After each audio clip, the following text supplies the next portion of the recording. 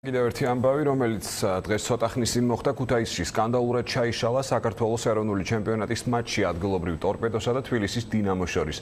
შეხვედრის 59 წუთზე, როცა სტუმრები 2-0-ს იგებდნენ, მოედანზე ქუთაისელი ფანები შეცვლიდნენ, ისინი ჯერ თბილისელ ფეხბურთელებს გაუსწორდნენ, შემდეგ კი დინამოს კომაგებს ქვები დაუშინეს. რამდენიმე წუთით სტადიონი ბრძოლის ველს გავდა. ამ გუნდების ფან-კლუბები წლებია დაპირისპირებულები არიან და მსგავსი ვანდალური თავდასხმები პირველი არ არის.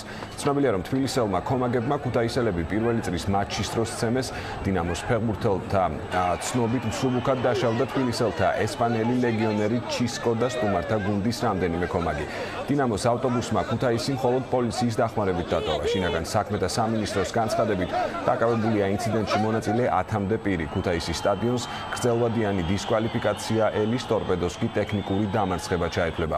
ჯერჯერობით უცნობია იყო თუ არა სტადიონზე პოლიციის საკმარისი ძალები და რატომ ვერ მოხერხდა მოედანზე ტორპედოს ფან-კლუბის ჯუნგლების წევრების მასობრივი შეჭრის თავიდან აცილება.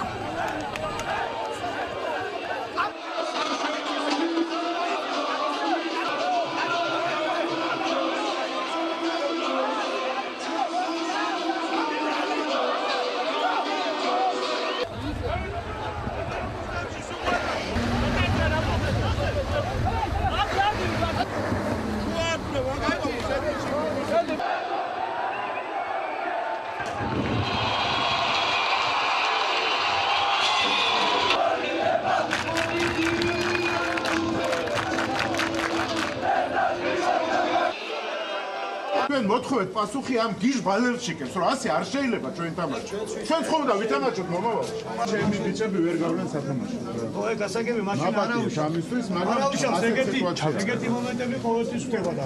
გასაგები ხო უსაფრთხოების ბრალი, ჩვენი ბრალი ხო არა. გასაგებია, ვინ გებრალება კაცო, ვერ შეიძლება. არა, პრობლემა, აი მაშინ ვინ დადიოდი. ბედნიერი გზით იარეთ ყოველთვის, როგორ დადიოდით, ვინ გეუბნება და.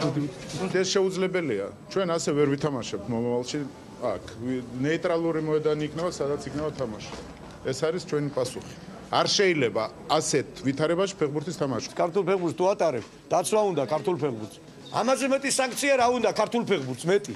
აი ესეთი ორი ასეთი სახელოვანი კლუბი თამაშობს და ეს იშლება. ამაზე მეტი სანქცია რა უნდა ექონდეს ქართულ ფეხბურთს.